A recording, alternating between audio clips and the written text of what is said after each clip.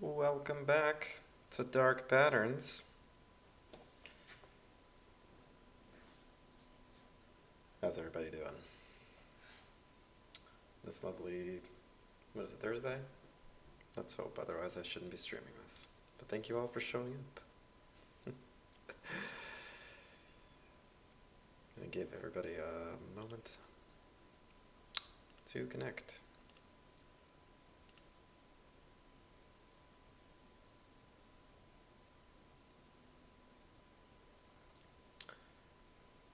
Sometimes YouTube takes its sweet old time letting me know if everybody's connected. Well, let's just assume, hey, class started, so it was your problem. And if you subscribe and hit the bell, that's what all the YouTubers say, right? If you subscribe and hit the bell, then you'll be notified when the video goes up and you won't have to wait for it in Discord. And you should do it anyway, because if I get another 9,892 subscribers, then I can retire from being a professor and finally pursue my career as a full-time streamer, making a nickel a week or whatever you make as a YouTube streamer. Okay, let's get going. Let's talk today some more about default consent. We had a discussion about it the other day, right? And we talked about what it means to consent by default, and some people argued if that's moral, and some people argued if it's immoral to take people's consent by default. We showed the example of a checkbox that's already pre-checked when you're going to fill out a web form. So something like sign me up for the newsletter, and it's already pre-checked. Somebody asked how many I can open an OnlyFans. I don't know. I don't think that content would sell very well.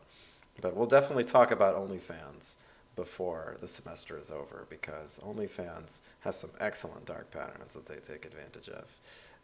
And they've also really changed the landscape of other places on the internet in a unique way. So something to think about as we go forward.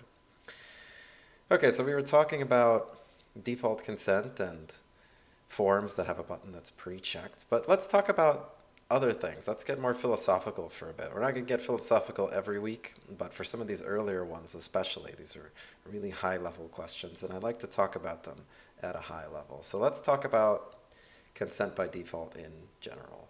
So let's assume that the user has agreed to something, and we say that they agreed to it, but they never explicitly did anything deliberative. That's what it means to consent by default. So if you haven't actually gone out of your way to agree, then that's what I mean when I say that you've consented by default. You haven't done anything deliberate. You haven't done any kind of mechanical action. You haven't clicked a box. And so those examples, those web forms where the box is pre-checked, they don't exactly fall under the definition of consent by default. It's just a little bit more default than the alternative, because you still have to hit the submit button at the end, right? It's not just like, oh, well, the checkbox was pre-checked, so you've automatically accepted. No, you still have to do one more action. You have to click next. You have to hit submit or whatever. So there is an explicit action behind it. So there are different levels of defaultness. There's different levels of deliberateness. And I think it's something that we recognize intuitively, but it's something we take for granted on the internet and in software, is that the level of deliberateness that you have to do in order to agree to something is really, really low, especially compared to in real life. And even for things like spending money, the amount of affirmative consent, of deliberative consent that you have to give to spend money on the internet is really, really low, especially if you're in a service that already has your credit card saved or something. For example, on Amazon, you can literally buy something with one click. And that's kind of revolutionary, and it's kind of helpful, and it kind of saves time. In the defense of this dark pattern, it saves a lot of time. But it's also really weird, because in real life, nothing is really that simple. You can't just buy something by, I don't know, tapping once with your finger. You have to do a lot more deliberative actions to get anywhere. So something to think about is just like, what is the minimum amount of action that somebody needs to do for it to be considered consent? On the very far end of it, you have none. Completely default is just assumed. And on the extreme end of it, you have like, okay, they need to prove that they read it. They need to take a quiz at the end. All this kind of different stuff. And if you see things where it actually matters, so things like professional certifications or like legal documents, they will validate sometimes that you've actually read it. The very bare minimum of this, if something has terms and they consider them to be important, they'll at least make you scroll to the bottom. These kinds of deliberative actions cement that the user did what they did on purpose, and they give a stronger argument to the person actually agreed to whatever's embedded inside. Even if scrolling to the bottom of the terms is hardly indicative of having read them, at least it's something. Okay, so it has to be deliberative. It has to not be bundled with other tasks.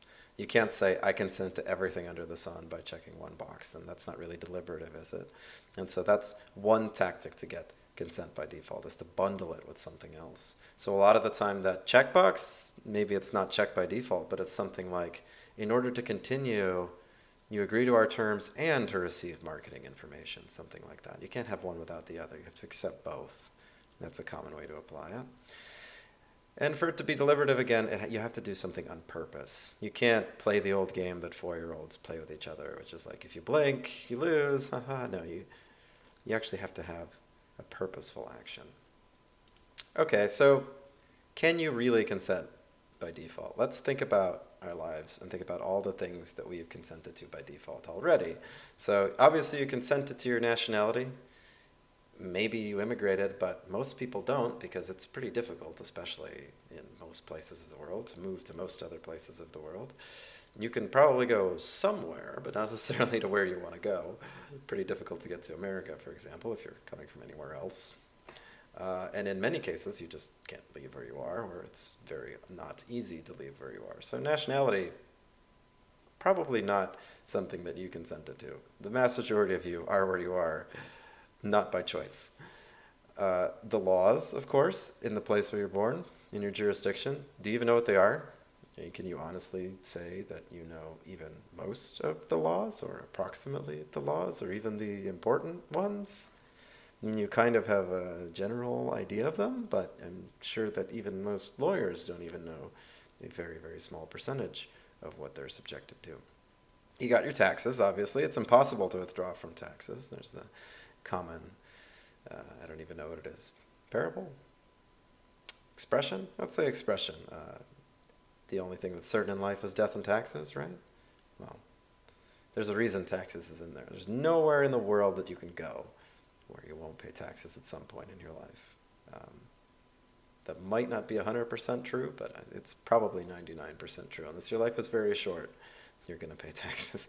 There's all kinds of social norms and organizational rules on top of that. Lots and lots of social norms. You mostly have to wear pants when you go outside. You didn't agree to that, but you probably still do it. And you're probably pretty happy that everybody else agreed to that too, for the most part.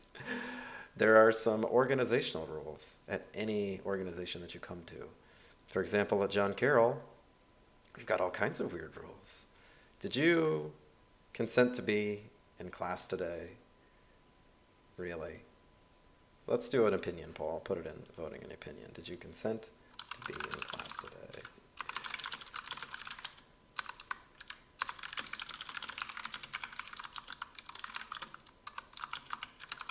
And if you answer no, you don't have to, but if you answer no, elaborate why you feel like you didn't affirmatively consent to be in class today. Now, you definitely consented to be in class in general. You enrolled at some point. Did you consent for it to be online? Maybe. Certainly not when you started.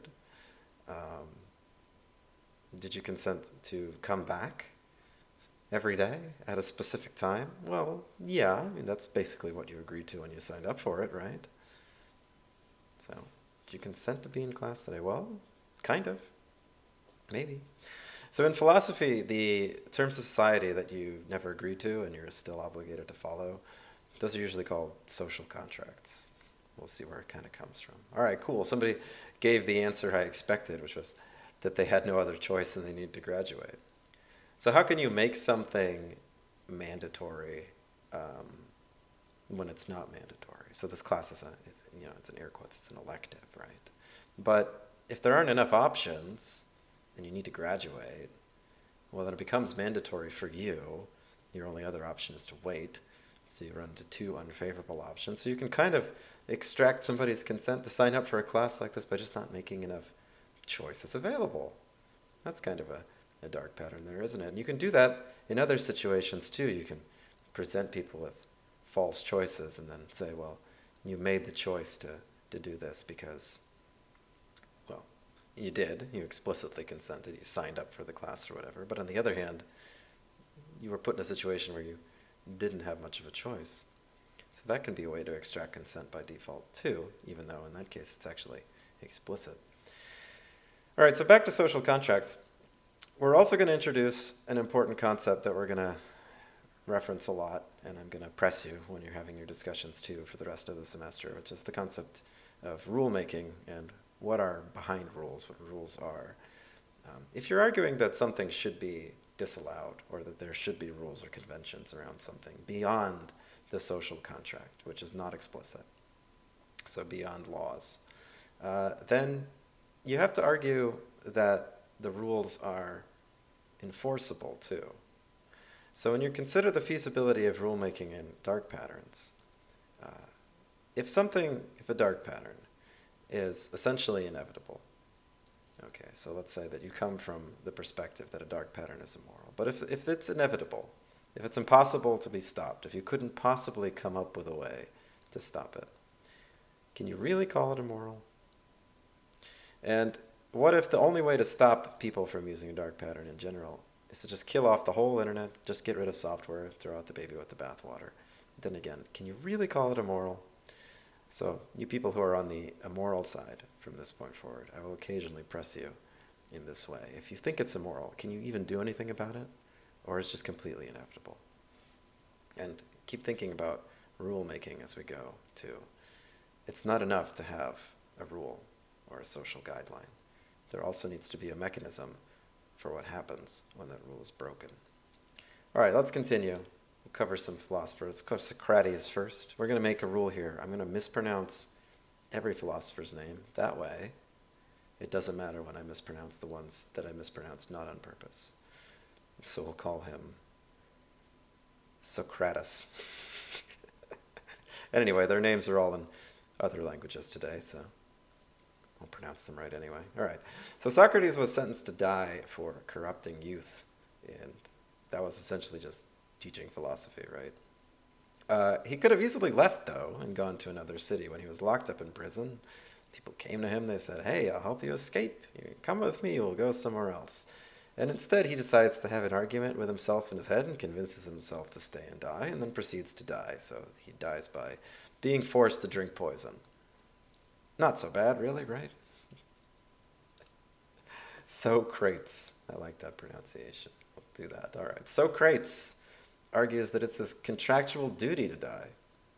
And here's how he argued the social contract. He said, okay, I was born in Athens, and after I was born, nobody murdered me as a small child.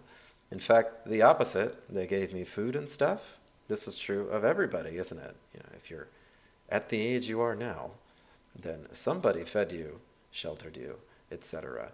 And on top of that, in a society like ancient Greece, where people had a substantial amount of duty to other people in their social hierarchy, his parents were obligated to do things like send him to his education and all the kind of things that were entitled for somebody of his rank. So he gets all these perks. People don't kill him. People generally treat him well. The city and its laws keep his life in order. They fight off anarchy. The city prospers. He gets to be wealthy. The city gets to be wealthy. And if he didn't like it, at any point before now, but after he was enough of age to have decision-making capabilities, which it's up to you when you think people are old enough, but he definitely was. He was 40s or 50s or something when he died. So he was definitely old enough to have decision-making ability. He could have left at any time. And since he didn't leave, he accepted the laws of the city. That's consent by default, consent by not leaving. And that's an agreement. And now that he's made that agreement, he's going to uphold it, he's going to stick around, so he dies. That's Socrates' argument for the social contract. So Plato, who is Socrates' most prolific student, we'll call him Plato, argues instead that the social contract is based on fear. So we had duty, now we have fear. due to your debt, you could even say, when you owe back to society. No, basically fear. People want to be nasty to each other for their personal gain. People are very selfish, and they want to do one over on each other. And they're going to do that, left to their own devices. But everybody who wants to do something in order to further their personal gain knows that it might have consequences. If you have something that I want and I try to kill you and take it, well, you might kill me back. Or somebody that likes you might come and kill me back later. If I beat you up, you might beat me up, etc., etc. That brings us to the ring of Gnigiz, which is one of the oldest memes. It's the ring that makes you, it's actually a bracer, I think, because Greeks don't have rings. They don't like jewelry. I don't know. And it turns you invisible. Now, what can you do when you're invisible? Whatever you want. You can steal stuff, and there's no consequences. You can go into the girls' locker room. Pretty sure that wasn't really a rule in ancient Greece, but why not? You can do whatever you want, because you're invisible. It's a hilarious story. People still tell it to this day. But for everybody else who doesn't have the ring of Gnagis, there's consequences to nasty things that you do for your own personal gain to others. So the problem is that we want to do things for our personal gain, but those things can be done back to us, and without laws, no one's immortal. People can kill you, people can hurt you, etc. So since people are afraid that others will come and do unto them as they want to do unto others, which is to say, screw them over for their personal gain, we have to submit to laws and justice and rules and social contracts and things. So actually the social contract is the source of justice, the rules that we come together. Well, we come together and agree to those because we're essentially just afraid of each other and what we're going to do to one another. A little depressing, right? Okay, then Socrates says again, and it should be notable that Socrates didn't really write anything he said down, or it was destroyed in the 2,500 years it's been since. So anything that Socrates says is actually Plato saying that he said it when he wrote it down. But anyway, and also Plato has lots of imaginary discussions with his dead teacher. Socrates says that justice is its own reward, that good people are just better off, that doing good things just makes you better off, intrinsically better off, and not even just intrinsically better off, and not in the kind of religious you get divine reward sense, but just really it's just better. You just get happier when you do good stuff. We'll get to Rousseau eventually, right? Because he wrote the book on the social contract, in the sense that he stole the concept and used it as the title for his book. So the source of justice is just good, if you're Socrates. And then Aristotle, who doesn't write about the social contract much, but we can kind of infer what he thinks. He's Plato's student, so you got 3 generations of philosophers and then basically 1,500 years of nothing. But anyway, Plato's student, social contracts, they're just a convention. They're not really rules. They arise naturally as a form of conflict avoidance. And why do you need to have conflict avoidance? Well, because people live in proximity to each other. And when you live in proximity to others, you have to figure out how to do that peacefully. It just keeps day-to-day life stable. Adhering to the social contract doesn't make you moral or good or virtuous. It's just something you have to do. And Aristotle is very concerned with contractual obligations and contracts in general. So the social contract can't be a real contract. It's always changing, the things that you're expected to do. Like, all winter you have to wear pants, but then it gets warm and I can suddenly wear shorts. That's not fair. You can't keep changing it up on me. I have to go back to pants in 6 months. It's ridiculous. Cities are full of strangers, and strangers are mostly indifferent to one another, unlike Plato's, well, they want to screw each other over all the time and steal things. No, most strangers just want to ignore each other. And the best way that we can all stay in the same place and cohesively get along is just to have an agreement about how we can go about our day and not bother each other too much. So, in his opinion, the things that you need to do to get on with strangers are not part of life's big goal, which in Aristotelian terms, is to live a good life. That's the biggest goal in life. But just adhering to the social contract, that doesn't further that goal. And then 1,500 years later, because not that much happens in philosophy in the intervening 1,500 years or so, or at least not much that's relevant to us. We get to Hobbes. And Hobbes is born in the early 1600s, actually maybe late 1500s, but he starts writing around the early 1600s. And at this point, it's England, obviously. His name's Hobbes. He's not the stuffed tiger that Calvin carries around. People finally decided not to have kings again. So the English are killing each other. And everyone is very Christian in Hobbes' era and his part of the world, but everybody very much disagrees on what that means. And so the easy question is, where does power come from? Well, it comes from God if you're Christian. But the hard question is, who should be in charge on earth?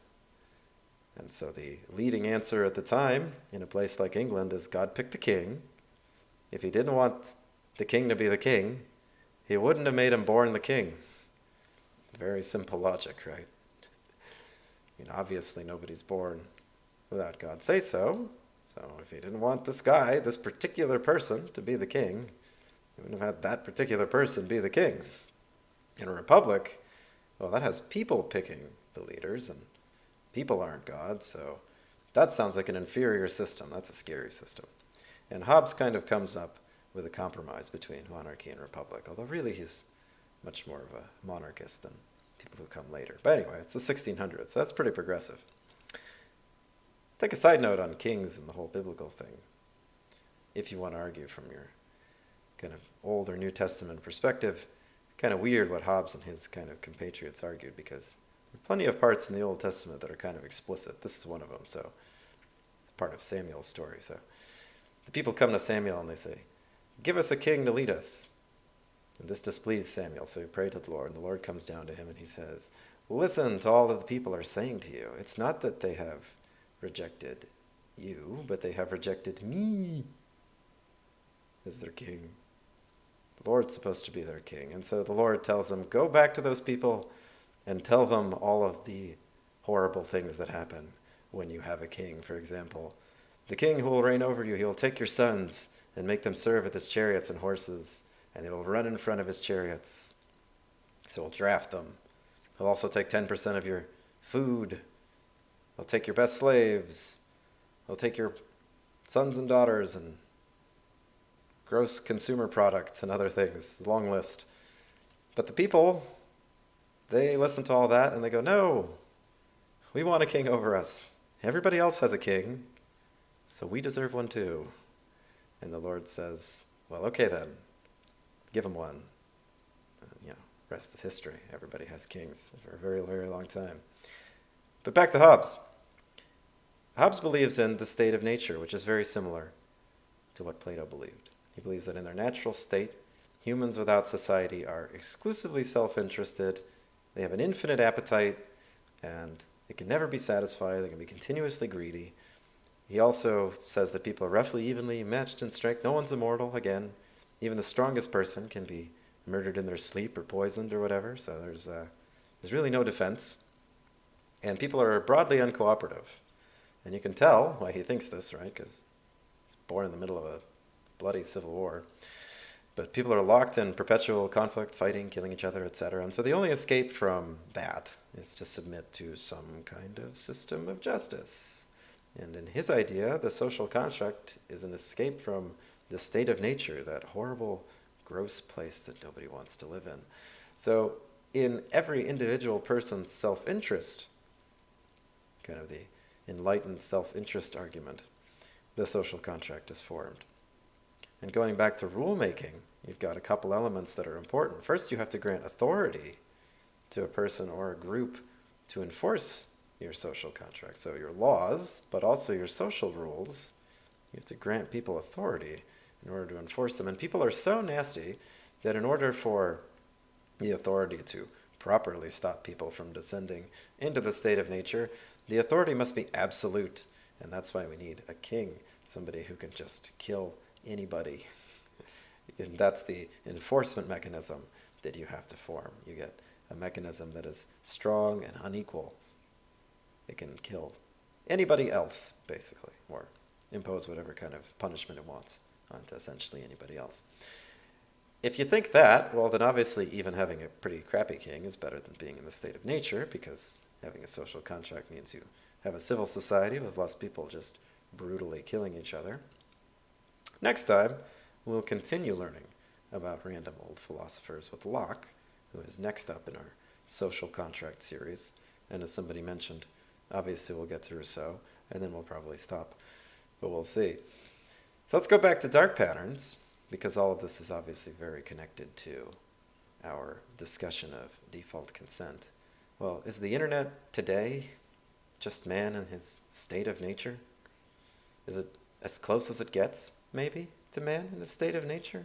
The nice perk about the internet is that you can't kill anybody, and the amount of harm that you can cause is very limited. And because of that, remember Plato and Hobbes both argued that one of the main reasons that we needed the social contract is because people are mortal, so they can be hurt, they can be killed. Well, that's not true on the internet. You can't really be hurt, you can't really be killed. You can be hurt a little. You can be shown something you don't want to see. Maybe you can have your money taken, but you can probably get it back in real life, outside the internet, right? If you get grifted for your credit card, it's actually not that big a deal, is it? You just charge it back. So there's all these mechanisms outside of the internet that keep it in check and reduce the amount of harm that it can cause. So is the internet kind of the Wild West? Well, maybe, maybe not. Up to you, you can argue it. Maybe the dark web's a little closer. There's a lot more you can do on Tor and places that aren't very well regulated. But if it's not the state of nature, or you don't think it is, then who has authority over the internet? In some countries, the government has a ton of authority over the internet. Places like China obviously have total authority, but even places like the UK, where you can't view pornography without the government's permission. But in America, you can pretty much do whatever you want online. Nobody's going to show up at your door if you say the wrong thing on Twitter or anything like that. So you have a pretty broad brush, and that applies to developers too. You can essentially do whatever you want with very few regulations. In certain industries, there are certain things you have to do, but pretty broadly speaking, it's the Wild West. And is there any enforcement mechanism? Well, there's the classic legal system, but it's notoriously bad at dealing with anything web and online related. So what are your reasons not to scam people according to the philosophies that we've looked at? Well, if authority says so, you can't scam people, and well, okay, authority doesn't really say so on the modern internet. Or it says so very rarely and only in the most extreme cases. You're worried that you're going to get scammed back. So remember, Plato and Hobbes both thought that people were selfish and that they were going to screw each other over, and that's why you needed rules, because you were afraid you were going to get screwed over yourself. Or as a developer, you can easily conceive of software that screws over your users with no risk that they're going to come back and attack you. It's not like your users are going to fall for your deceptive dark pattern and then come back and pull one over on you. It's really a one-way street. Although, in a sense, if the whole internet becomes the way you make it, well, you're just contributing a little bit, but you are bringing it back onto yourself. Okay, you could argue it's just not good. It's okay, well, if you believe that, then fine, but if you don't, then it's not very compelling, and it's hard to justify it, hard to convince someone. And you could argue that it breaks convention, and strangers won't like you. Well, okay, I guess, yeah, scamming people does break convention. Maybe that's the only reason people don't scam each other on the internet. Of all the four so far, that's probably the most compelling. So the pre-1700s wisdom, not really a super compelling argument for why you shouldn't manipulate and scam people on the web. And then back to default consent. So what kind of things do we consent to by default when we use software? And why does this dark pattern work so well? The main reason, and I think someone insinuated it in this discussion last time, is that most people will always click next, no matter what, always. Some of it is just psychological priming, some of it is just impatience, some of it is illiteracy, but the fact remains, regardless of the cause, and I can say that we don't know for sure why many people do it, but we do know that many people, no matter what you say, will always click the next button. In the worst applications of this dark pattern, which we'll look at a couple, the reject option is difficult to find. It's obfuscated. That's when it works, you could say, best, is when you make the reject difficult to reach. And so a lot of people in last time's discussion said that, well, it needs to be easy to opt out. Okay, well, in the case of a checkbox that's just pre-checked, you can uncheck it. But there are different layers beyond that where you can make it harder and harder. And where do you draw the line of how difficult it is to notice that you're actually accepting something that you maybe didn't want to? And then the last point, and it's an important point, is that there are so many layers of consent required to use your software that it really is impossible to grant consent to all of them. So just to watch me on YouTube today, right, you have to consent to all the firmware that's running on your computer that runs your hardware. You have to consent to the drivers that run on top of that. You have to consent to the operating system. You have to consent to the web and all of its different protocols and everything that runs beneath. You had to consent to your web browser and everything that runs therein. You had to consent to YouTube and its terms of service. You had to consent to going to John Carroll and so on and so forth. So you have tons of different layers of consent on software. And then each of those also has tons of different things that it depends on. It's a very long chain. And of course, it's impossible for you to explicitly consent to all of those things. So software, just by its sheer complexity, makes it impractical to explicitly consent to everything. Let's look at some of the most egregious examples of default consent. So you have like installers, and the installer has options. This is the NVIDIA installer. It has Express, it has Custom. Which is the one that lets me uninstall crap I don't want? Well, if I click Express, which is the one that most people probably click, then I get a bunch of crap. If I don't want the crap, I have to click on Custom. And this used to be a lot worse. Every installer used to come with the Ask Jeeves toolbar. To get the regular program, if it was even possible to get the regular program and not the crap, you had to deselect the Express options like Custom instead. Then you had to scroll sometimes and find the crapware, uncheck the box, and then hit Continue.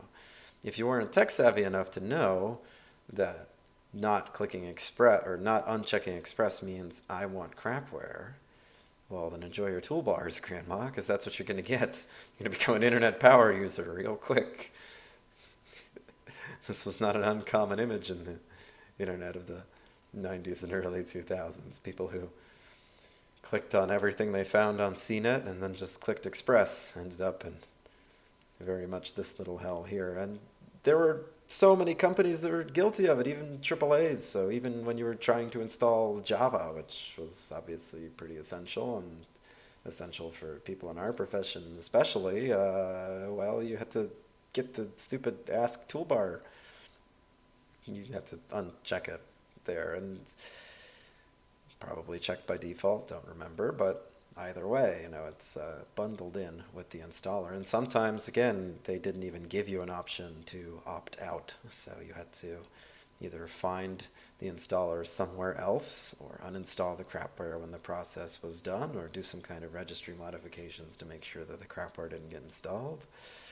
All the images I take, for the most part, are going to be from the open internet, by the way, so they're going to be pretty crappy resolution. Yeah, the install software you don't want or need checkbox essentially was ubiquitous at one point. Now it's kind of died down. Installing software is less common in general, and people realize that installing crapware alongside your software, even though it gives you a couple pennies in kickbacks, really it's not worth the bad will that you earn by doing it. Almost all software vendors recognize this today, except for some notable exceptions we'll look at on the next slide.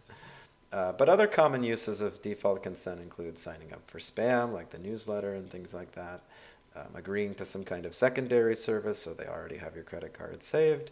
You try to agree to something, they charge you for a secondary thing. This is common on platforms like Amazon, for example, where there are thousands of different little subscriptions that you can access. You've all probably been offered when you go to buy a textbook or something. It's like, hey, you want to get Kindle? It's free. And if you agree, or you don't uncheck the box, or you just don't neglect to hit continue, you get signed up for Kindle. They already have your credit card, so they're going to start billing it. That's a fun game we'll play later in the semester. Everybody will go through their Amazon accounts and see how much crap they're signed up for. If you want to play the game now and share your results, it'll be fun. Of course, accepting cookies is the universal example we're all familiar with now. But in defense of default consent, right, there is a pretty strong argument to be made for it being even good rather than not good or evil. And that's the utilitarian perspective. It's that software engineers might occasionally uncheck the box, but 99% of people click anyway for at least a lot of these, especially for things like the cookie pop-up. Well, if it takes 5 seconds to read and decide, okay, so if they had invoked the consent explicitly and actually showed you the box and forced you to either read it or at least click it, and that wasted 5 seconds on average for every person, well, if you do that to 1 million people, that's 5 million seconds you wasted. And 5 million seconds is 57 days of human life. And if only 1% of people cared and opted out anyway, you just wasted 57 days for the needs of 10,000 pendants that really don't need their needs addressed, do they? They could have just opted out if they cared so much.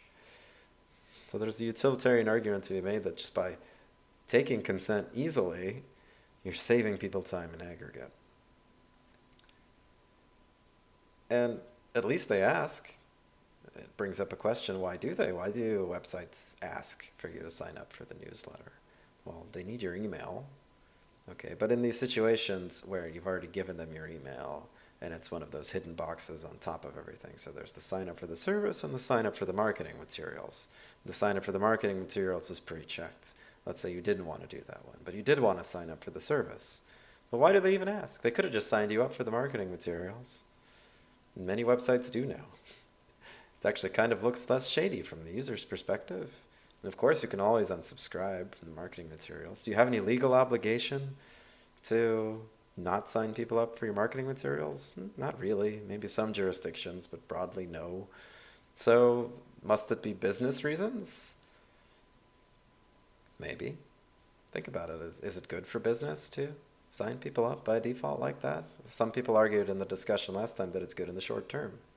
Yeah, might be. Let's look at it in reverse. Talked about it a little last time. You have the checkbox that if you don't check it, if you miss it, you just pay more. So it's like a reward for reading. But it's also just advertising, right?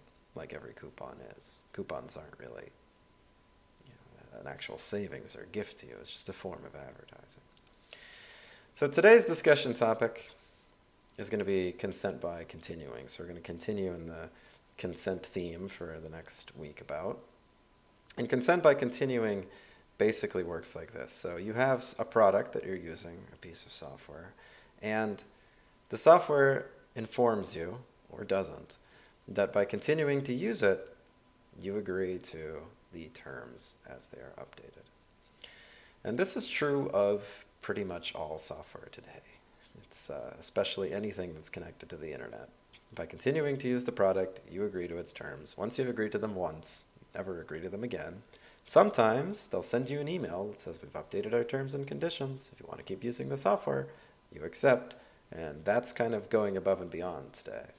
And then we also have a lot of software that has always online connections and automatic updates, and we can't turn those off. So software like Steam or something, if you don't have the automatic update, eventually it's not going to work anymore. Here are some examples. There's Coinbase. They put it into their dialog for signing up. By creating an account, you agree to the terms and conditions. So by continuing here and continuing to use the service, you've agreed. And then, of course, in the cookie pop-ups, it's everywhere. By continuing to use this website, you agree to all the cookies that we could ever imagine. Cookies, cookies, cookies. By using this website, you automatically accept our cookies. That brings us to Microsoft. Remember when we were talking about bundling crapware with your software for no reason? Why, Microsoft? Why did you put Candy Crush in the default install for Windows? Why? And we also have the update system that Windows offers us, right? Unless you perform some relatively technical steps, when Windows decides that it's time to update, it's going to update, and you don't have a choice. And sometimes that's going to remove features, and sometimes that's going to add some that maybe you didn't want, but it's definitely going to change the way that you interact with Windows when it's a feature update anyway. How about things like this? Things where money is involved. Netflix, how nice of you to bring me new TV programs and films by updating my prices from £2 to £14 a month. How very kind of you. There's also, we know, the trial period kind of thing beyond regular price raises like this. There's the you agreed to a 1-year trial. At the end of the 1-year trial, they don't ask for your consent to keep going. But let's talk mostly about price raises and stuff as consent for continuing. So Hulu says there's a price change.